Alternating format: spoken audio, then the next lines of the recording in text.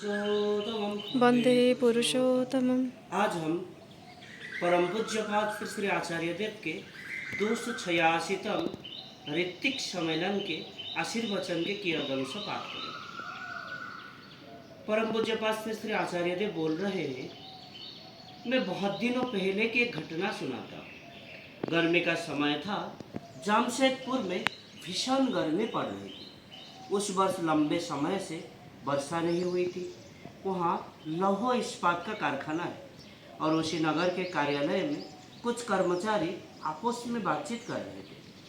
चर्चा का विषय था श्री श्री ठाकुर। उन लोगों में एक श्री श्री ठाकुर का शिष्य था, बाकी लोगों के ईश्वर में वैसी आस्था नहीं थी।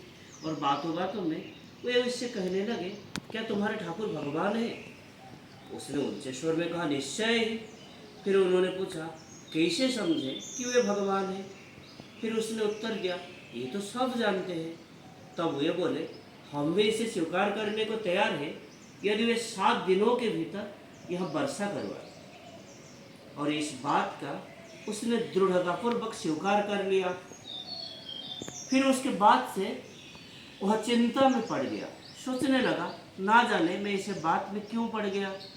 वर्षा हो या ना हो, ठाकुर तो भगवान ही है। फिर भी उसके मन में भय बना रहा। वह हर क्षण ठाकुर को पुकारने लगा, निरंतर उन्हें स्मरण करता रहा।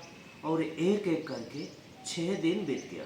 7वें दिन वह अत्यंत व्याकुल होकर प्रार्थना करने लगा, ठाकुर रक्षा कीजिए, ठाकुर रक्षा कीजिए। प्रत्येक क्षण वह उन्हें पुकारता रहा। ठाकुर की कृपा ही उसका इकलौता सहारा थी। फिर उसने यह भी निश्चित कर लिया कि यदि 7वें दिन वर्षा नहीं हुई तो वह अपने प्राण त्याग कर देगा। और उस दिन कार्यालय की छुट्टी होने से पहले वर्षा होने का आवश्यक था।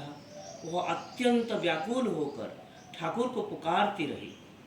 और उसी समय उसके कानों में बादलों की गर्जना सुनाई दी।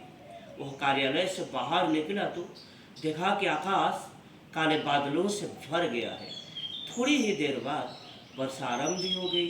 मूसलाधार वर्षा होने लगी और वह अत्यंत आनंदित होकर दोनों हाथ उठाकर चिल्लाने लगा, अरे देखो, मेरे ठाकुर भगवान है, मेरे ठाकुर भगवान है, मेरे ठाकुर भगवान है। यह कहानी सुनकर उपस्थित सभी कर्मियों ने आनंदपूर्वक तालियों की गड़गड़ाहट से पूरे मंडप को गुंजायमान कर दिया।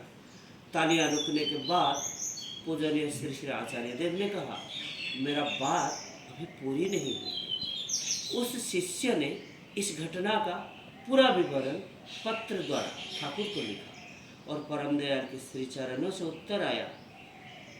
यदि उस समय परम पिता का ध्यान किसी और ओर लगा होता तब क्या होता? जैसे कोई बहुत शरारती बालक अपने माँ को व्यस्त और चिंतित कर देता है, कभी इधर कभी उधर भागता है, कभी पेड़ पर चढ़ जाता है, कभी रेलिंग पकड़कर झूलने लगता है। हर समय किसी दुर्घटना की आशंका से माँ व्याकुल रहती है। उसी प्रकार हमें भी परमपिता को उसी प्रकार व्यस्त और चिंतित नहीं करना चाहिए। मैं उनका सेवक हूँ, उन्हें व्याकुल क्यों करूँ? हम कर्मी हैं और हम दिनों रात इष्ट सेवा में लगे रहना चाहिए। जीवन में अनेक परिस्थितियाँ आती है, परंतु स्वयं को ऐसी विपत्ति में नहीं डालना चाहिए जिससे मेरे ठाकुर को व्यस्त और चिंतित होना पड़े।